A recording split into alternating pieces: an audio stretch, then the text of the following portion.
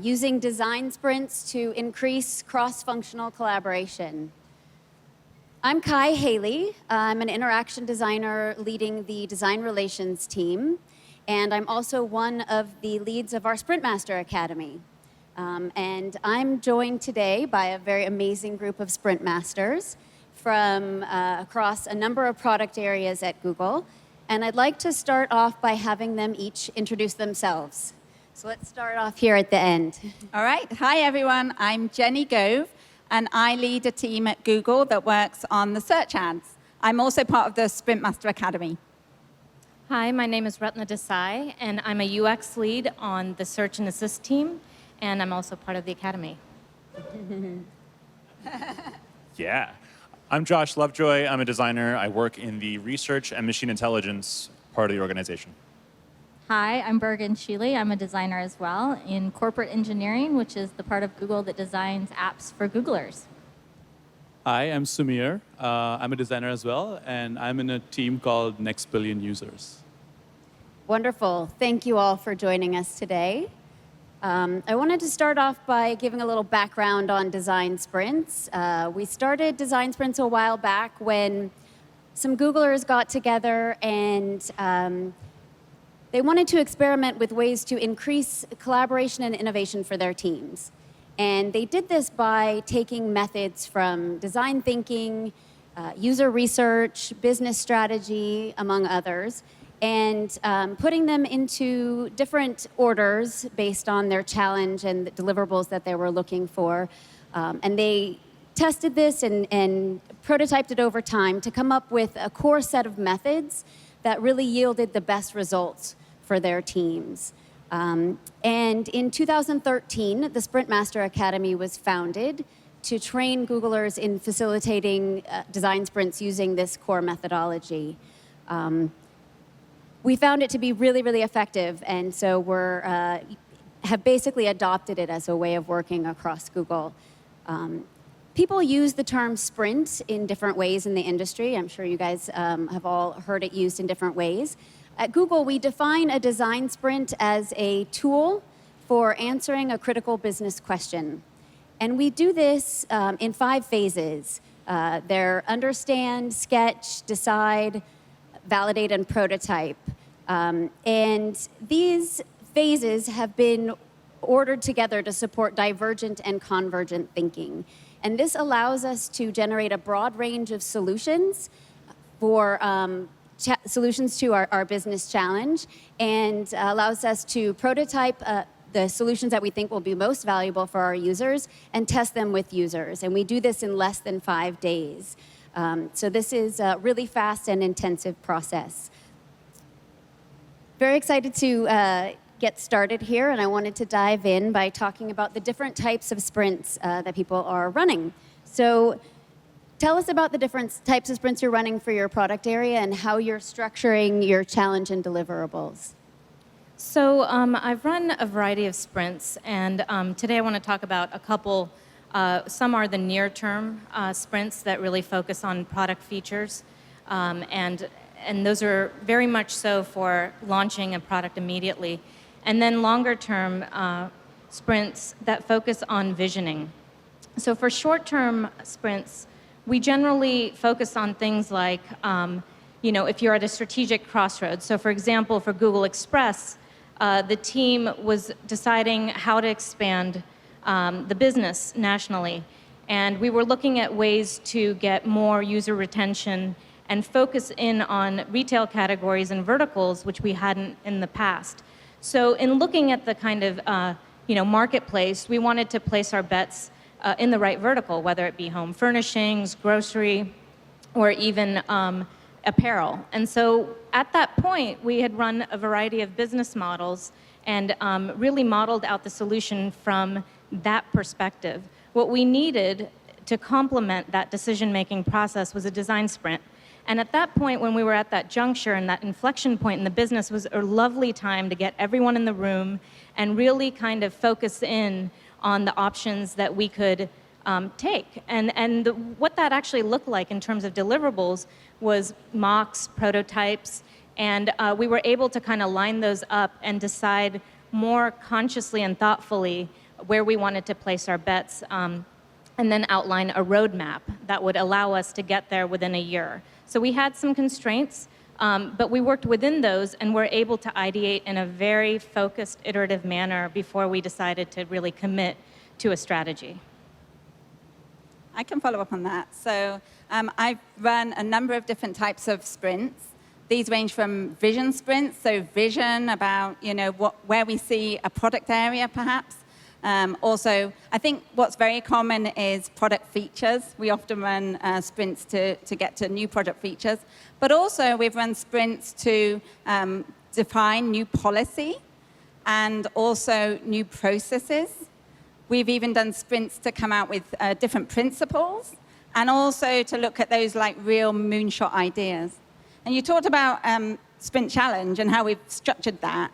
So a sprint challenge is really this statement you draw up at the beginning when you're planning the sprint. And the challenge really has the distinct defined aspects to it. You need to know what it is you're doing, and that's the part that I just talked about, the vision or the process or the policy sprint that you're planning towards. And then you define kind of who is the audience, who are you doing this for, or who's the participants for, and the scope of that, how far out you're thinking, how long you're going to take that. And you talked about structuring it. I think communicating it is really important across the team of people you're working with. And then you get different deliverables assigned to those different types of sprints. So, product features, obviously, that's really common, as I said, and there's a lot of prototyping, different tools used for prototyping, and that's a very standard way. But we also do some fun things with vision sprints where we've done role plays, creating videos. What else? So policy will be, sort of the first step of making that text for the policy. Process might be a diagram, how you kind of set up, say, a process for checking on privacy or checking on security. And moonshot ideas often comes down to like role plays and videos again. So. Yeah, it's interesting building off that point about deliverables and scope. The thing across all the sprints that I've found is it's just as important, if not more sometimes, to define what's out of scope. So knowing the things that are going to be sort of out of reach. And there's a couple important pieces why. One is helping to define those out of scope points gives you a bit of license to sort of refine the conversation, to focus the conversation. People can go all over the place over the course of 3, 4, 5 day design sprint, and you want to capture those ideas and sort of have them live somewhere, but also know that they're gonna always lean towards the actionable and the tangible, the real world, not too sort of pie in the sky. I worked on a design sprint to try to figure out the out-of-boxing experience for a hardware product. And you can imagine with a hardware product, you can go any number of directions. You could be like from how it gets manufactured to how the packaging ends up at your doorstep, to the delivery mechanism, to the opening the box itself, all the way to the 100th use. We really wanted to focus into that first time use, just that one experience of having opened the box and seeing what's inside. And in doing that, it actually gave a lot more confidence from stakeholders to know that we were actually building towards something testable and verifiable. We weren't going to try to just traverse this giant landscape and cover it all, which would have been impossible in 4 days. Thank you. Yeah, that's a very interesting example. What would you say is the most important thing to do in preparing for a sprint? Should I take this one again? Okay, so sprint preparation. So facilitators have a role all the way through the process, right from the beginning right through past the end of the sprint, and then making sure that deliverables, come to fruition. In the planning process, that's kind of a lot of the time of the sprint facilitator. And during that time, they're setting up the challenge, like I talked about already. And a large part of that, though, is making sure the right people are going to be in the room and building towards that first stage in the sprint that Kai talked about, which is the understand phase. Really, really critical part of the understand phase is delivering lightning talks. And lightning talks are really important because during that time, I'm sure many of you have been engaged in design thinking and used Post-it notes to write out your how might we's, which is really opening up opportunities. So it's the lightning talks that really generate all those ideas. So if you haven't done really, really good planning on your lightning talks and who should be in the room and who should be talking to those, so it might be, business development, or it could be somebody from legal or salespeople who have got great deal of experience with clients. Setting that up really, really well to make sure you've got all that, what I call food for thought, to generate many, many opportunities is a really key part of the planning phase. So I think I can build on that because it's, in terms of the most important thing, I think it's definitely planning, and then more planning. And I want to emphasize the fact that there are unknowns during a sprint, so you have to even plan for those.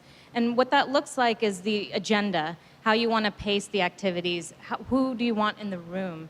And I would say that after the planning, it's really about the people. And in terms of which disciplines you want in the room, which personalities, because as a sprint master or facilitator, you're essentially the mediator to make sure that the best ideas are generated with this group. And so it's kind of this active facilitation that will happen, and you need to plan for it from the get-go. So it's seeding the design sprint early on with the right people and the right plan to make sure that you ensure a platform where people can really dream and that people feel very optimistic with each other and safe to build on each other's ideas. And that was touched on in the How Might We activity, which you can read about in on our Design Sprint Kit website. But it's really the concept of optimism, right, in a Post-it note, which is while you're listening to someone, it's active listening. And when that person is talking, you yourself are starting to co-create with them by writing down the possibilities and then doing a share out at the end.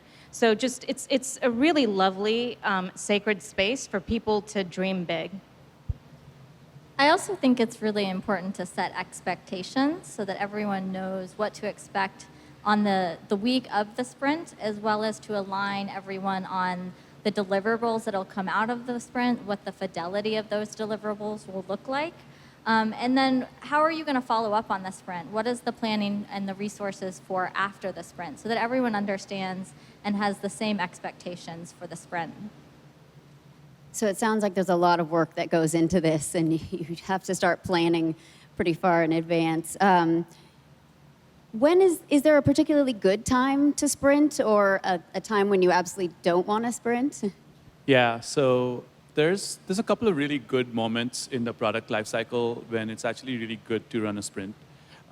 So one of them is when the product is really in its early stages, and it's just like a kernel of an idea. You don't know what it looks like.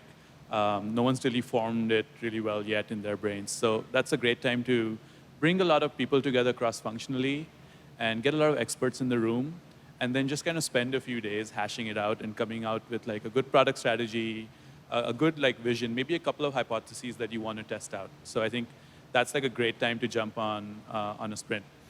The other time is actually later on when your product's actually launched and you have data and some of it is working really well and then maybe parts of it are not. So for example, it's a shopping site and the checkout flow is not working well. You're losing users. So how do we like fix this one experience or this one journey? And that's actually a really nice tactical contained problem to solve with a group of people. You can expect to have like a really nice solution by the end of 4 or 5 days. And you can actually think laterally, right? Like as a group, you can think of 4 or 5 different solutions and then diverge and then converge onto the ones that make the most sense. So it's really like, speeds up the process instead of doing this regular waterfall model where you design something, you test it out, then you go back to the drawing board. You actually like do it in parallel and then you explore a bunch of options and then at the end of the week you have like a really good solution. When not to sprint actually is really interesting. So don't sprint when you don't have time. And so like, if you've seen like the iceberg example, like what you see on the day of the sprint is actually just the tip of the iceberg, right? All the planning that happens to make the sprint a success, which is the majority of the iceberg, you can't see. So it takes a while to plan this thing and set it up for success. And if you don't have the time to do it, if someone says, I want to sprint next week, just say no, like it's not going to happen. And then don't do it when your team doesn't have time. Like you're in the final stages of launch, everyone's heads down, trying to get something out the door. That is absolutely the wrong time to try to run a sprint because no one's in the right mindset to go back to the drawing board. You'll get a lot of resistance. Make sure you get a cross-functional team. You can do a sprint with designers, but like, what's the point? Because a lot of it is about getting cross-functional consensus and buy-in. You want people to co-create and feel like they have ownership in the design. And if you can't do that, then you kind of lose something really valuable from the sprint process. And then lastly, like, I don't know if you guys have experienced this, but sometimes you'll have a stakeholder who has a solution in their brain, and they're like, I want to run a sprint because I want to validate that what I have in mind is true. And that's also not a good time to run a sprint because sprints are very bottom-up, and you have to allow the space for people to come up with their own ideas. And sometimes they're going to completely defy your expectations, and that's okay. And if your stakeholders are not all right with that, then you shouldn't run a sprint. I think the best time to run a sprint, and this is coming from the perspective of working at Google, which is a very, very large organization with multiple organizations within it, is really when we start annual planning. So our OKR process is quite rigorous, and it's a good time to start at the beginning of the year, or I would even say at the end of last year, the previous year, so that you can really get runway on these ideas and then in kind of refine them quarter by quarter. And so what this allows is it allows that kind of cross-pollination of ideas very early on in the planning stage of the business strategy. And so it's key to get there early. The other point to make about the best time is that it's really when the right people are in the room and are craving alignment. If there's no shared vision, for example, for a product, and people are just kind of stumbling and misinterpreting the goals, it's kind of, those things are good symptoms to pay attention to in any organization, and to really then address it with this wonderful methodology that can stem anywhere from a couple hours of getting together and gaining that alignment or several days. And so this investment and this customization can happen, and that's what's really lovely about the sprint method that we have. And the wrong time is when you really don't have the right people in the room, because it's ultimately going to lead to a product idea that isn't fully fleshed out or doesn't have the right stakeholder investment up front. So that kind of upfront investment is so valuable down the road when you're launching product, and it really saves teams so much time in the end. Yeah, you bring up the point about when teams are sort of stuck in the product lifecycle. I've seen sprints unstick teams so many times because the test I like to run is if someone writes a doc about a feature or a product, and then the email thread that spawns out of that doc is longer than the doc itself, it's probably a pretty good time to get some people in a room and talk.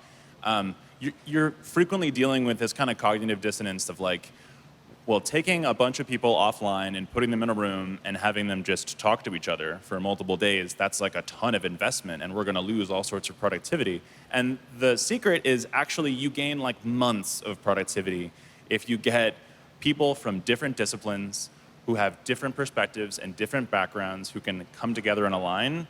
You save so many different cycles of churn and back and forth. I even recently had a situation where a product I was involved with had some research findings come back that were pretty surprising and pretty at odds with some of our core belief systems. And we rallied together a diverse set of folks for 3 hours and came up with, just presented the research, talked through a bunch of sort of common themes we were seeing. And by the end of that session, we had product tenants that now have taken us into a point where we're ready to launch. And that's just crazy amounts of efficiency gain. You all mentioned a cross-functional team and getting the right people there in the room. Can you talk a little bit about the most successful composition of roles for a sprint? Sounds like that's really important. Yes, and I think it was touched on earlier, is that I call it kind of the trifecta, right? You need your product manager, you need your eng partner, and you need your UX person in the room. Now that said, it's really dependent on the challenge. Oftentimes, if we're solving for a healthcare business challenge, I want a physician. And if I can't get a physician in the room, I certainly want an interview with a subject matter expert.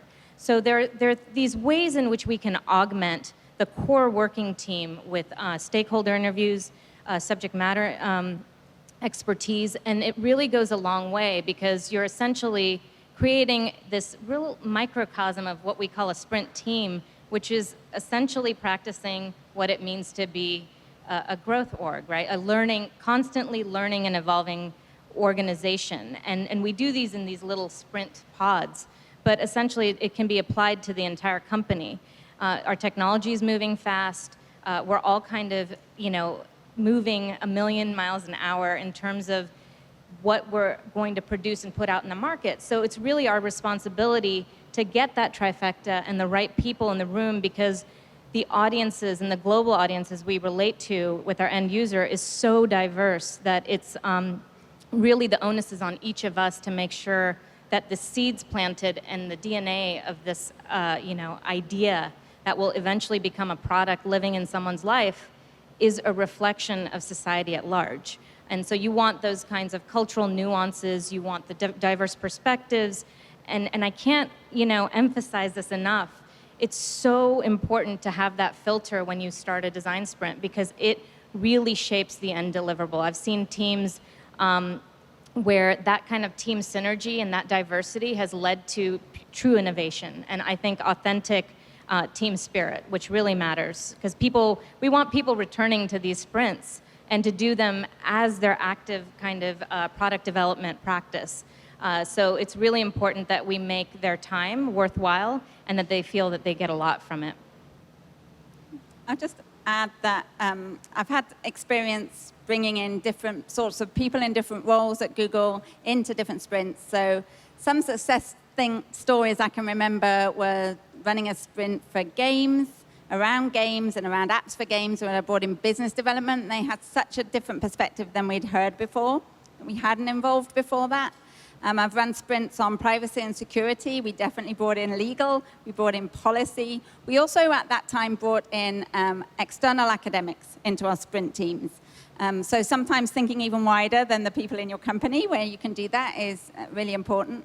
And like I said before, teams that have the client perspective, often a lot better than we do. Definitely bringing in user research, but also sales, developer relations, different roles like that have such a good connection to the end users.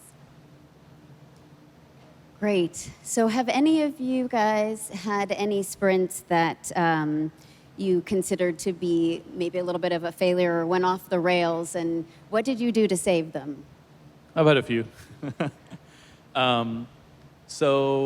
I ran a sprint recently. So I work in a group that makes products for emerging markets. And I was working with a team that really wanted to be in this one particular emerging market. And I planned the sprint perfectly, and everything was going really well. And there were a bunch of really great lightning talks based on really strong foundational research. And what we found out was none of that research was actually presenting a strong user need or a user problem. And so what ended up happening was over the course of that sprint, everyone had a lot of great ideas, but no one really knew what a good idea was because they didn't know what they were solving for. And so I've been very guilty of this. Before the sprint runs, I'm just like, hey, throw your lightning talks into the slide deck. As long as the lightning talks are done, I'm happy. And I'd rarely actually go through them and try to synthesize and try to understand if the inputs actually make sense. And so my learning was, if your inputs aren't great, your outputs aren't going to be great. So you have to make sure that you use your inputs in a way to guide the team to come to really good solutions. The other situation I've faced is just personalities. Sometimes you will have a really loud, strong voice in the room. We've all been in sprints where there's been like a super senior executive or someone super senior who is very opinionated, and everyone else kind of feels kind of scared to oppose them or come up with their own ideas. And this is where your skills as a sprint master really come into play. Like you have to kind of point to other people and ask them to speak. You have to keep reminding people that sprints are very democratic. And if voting is not working for you, because sometimes someone will vote for an idea and then everyone else will vote for that same idea, you should try doing the note and vote method where people kind of write down their votes on a piece of paper with no one else seeing, and then you tally them up after. I've also there's always this one person in the sprint who is convinced that their idea is the right one and everyone else is wrong.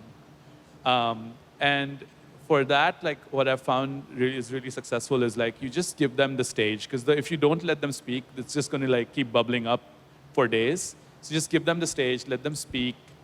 Again, remind everyone that this is a democracy. And then, after they've had their say, if still no one agrees, then it's really like there's nothing else they can do, right? So that's been really effective for me. I like to say there are no failed sprints because you always learn something from a sprint. That being said, there's always a chance for your sprint to go in a different direction than you planned. Sometimes that can be a good thing, and sometimes it's really important to bring the sprint team back to the original sprint challenge. Occasionally, I've had teams that get really excited and gravitate towards solutions that are cool or shiny, but don't really address the user problem in the best way. So that's when having a predefined sprint challenge is really important, and having your success metrics and your design principles defined so that you can refer back to them and make sure that you're really addressing the problem that you set out to address. Another challenge I've faced is keeping everyone engaged for the full sprint. It's a big chunk of time. I was in one sprint where we had a key participant, someone who's really important to the sprint, leave after only 2 hours after he discovered that we were pretty serious about our laptops down policy. He said he could only participate in the sprint if he could be on his laptop the whole time. So we actually decided to do daily check-ins with him, half-hour check-ins at the end of each day to get his feedback and make sure that he knew where the sprint was going, but that would not interrupt the flow of all the other sprinters with that distraction. Yeah, I had one early on when I was sort of learning the ropes of design sprint facilitation, where I bit off way more than I could chew, a little bit unknowingly. I signed up to facilitate a sprint to redesign hiring at Google. Super, super easy. And it was like 20 people from all over the company with like very different parts of the company represented. It was like the second sprint I had facilitated. And it kind of had all of the things. It had like all of the earmarks that I now know to be on the lookout for, of like a lot of sort of baggage between different parts of the organization, a lot of people with very specific ideas to the points that both of you have made. Also, when I started getting involved in the project, there were 0 UX people. And so I like sought desperately to find a couple of people that could just bring some design thinking to the process. So then we started, and then things were terrible. And it was like time was slipping. There were so many competing ideas. There was this one person who just couldn't get over their own ideas and kept bringing it back to themselves. And just with the sheer size of that group, it's almost impossible to track down and sort of pay attention to everyone's thoughts. So I had these little moments where I'd be like, okay, break time, and then I'd go sort of almost cry in a corner. And so around the middle of the second day, I was like, I'm pretty sure I've failed the company and everyone's going to hate me. And so I kind of did the only thing I thought I could do, which is just trust the planning that I'd put into it. And I came back, and I was a little bit more firm with time, and I called time, and I focused people around the objectives. I also paid a lot more attention to some of those unspoken signals of democratic thinking, to direct attention to the ways that people were aligning, even as this one person was sort of disrupting and derailing. And in some instances, I needed to even kind of like take that person aside and have some hard conversations. And I was just like, listen, this is either going to work or it's not. And somehow near the end of that day, we sort of found it. And there was enough visibility into people's shared vision of what was going to be built that we ended up with a pretty amazingly successful process that right now is being experimented with across the company, which is pretty cool. Cool. It sounds like you really have to expect the unexpected as a sprint master and be ready to pivot and trust the process is what I hear you guys saying. Outside of the standard product development process, what are other use cases that you've applied the sprint methodology to? So I've run quite a few sprints for nonprofits, and I know Bergen has too. I've been very passionately working with nonprofits for several years, and I used to do UX workshops with them, and then after I learned the sprint methodology, I started doing sprints. And that's actually been really effective because nonprofits actually have interesting challenges. Unfortunately, they don't often have a lot of budget for UX resources, and so things like design thinking and stuff like that, they just don't have the luxury to actually like have the right people to help them think through that. But having said that, they're actually super excited to work with designers. They face some of the same organizational challenges that we face, like getting stakeholder buy-in, like changing things that they've done the same way that have tried and trusted for many, many years. A lot of times they're like stuck using legacy systems that they want to break out of. So it's been actually really great working with them to kind of get like consensus to like change product direction. Having said that, I think if you're running a sprint with a nonprofit, I think it's really, really important to staff them with even more UX designers as participants than you would otherwise. And that's because in my experience, there's not a lot of knowledge about things like user journeys or sketching or flows or just like some of that terminology we kind of take for granted now. There isn't a lot of experience with that, so you kind of need more of a helping hand. And every time I've actually had more UXers on the team, if you split the team into like groups, each group should have a UXer. It's worked out really, really well. The other kind of sprint I recently ran was, I don't know if anyone's read Jake Knapp's Medium article about a brand sprint. The product that I'm working on at Google is really ready for like a rebranding. And so I spent 3 hours with like key stakeholders just defining the personality of our product, our vision for 20 years, who we are, what our values are. And that was just super great for just getting everyone aligned, like getting all these abstract notions of what our brand is into something that was really concrete. So when we actually start deploying that brand in like as a logo or in marketing, we have something to point to and keep ourselves honest to make sure we're not off-brand. So that was actually really great.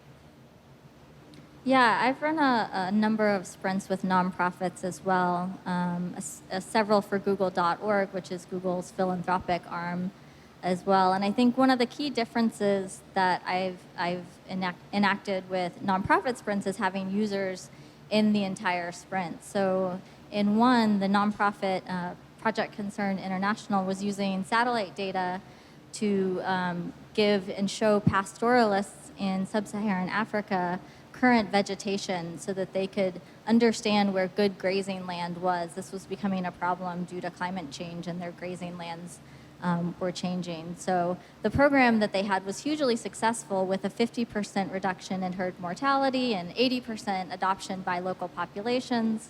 However, the delivery system was really ineffective. They were printing out maps, paper maps, and then hand delivering those to the local population. So our challenge was to provide these maps on a smartphone. So we had Google UXers, we had PCI staff, we had a mapping specialist, we had local developers, and then we had a number of users in the sprint with us. And having the users in the sprint was critical. They were able to work with the developers to really help the developers understand the user needs from the very outset of the project. The UXers were able to understand the technology challenges and opportunities. And just having the users as co-designers in the process was really important so that they owned the solution and actively worked with the team to develop the solution.